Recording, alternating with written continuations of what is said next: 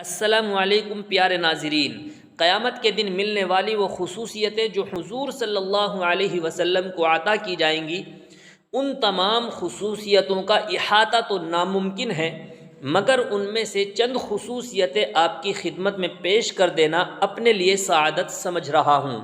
بلا تاخیر سماعت فرمائیں۔ نمبر 1، سب سے پہلے آپ صلی اللہ علیہ وسلم کا قبر سے باہر نکلنا۔ نمبر 2، آپ کا سب سے پہلے بے ہوشی سے ہوش میں آنا۔ نمبر 3، آپ کا میدان حشر میں براق پر سوار ہو کر آنا اور بطور اعزاز 70,000 فرشتوں کا آپ کے ساتھ ہونا۔ نمبر 4، عرش کی داہنی جانب کرسی پر آپ کا بیٹھنا، سبحان اللہ۔ نمبر 5، آپ کو مقام محمود عطا ہونا۔ نمبر 6، حمد کا جھنڈا آپ کے ساتھ ہونا۔ نمبر 7، حضرت آدم علیہ السلام اور آپ کی تمام ذریات کا آپ کے جھنڈے کے نیچے ہونا۔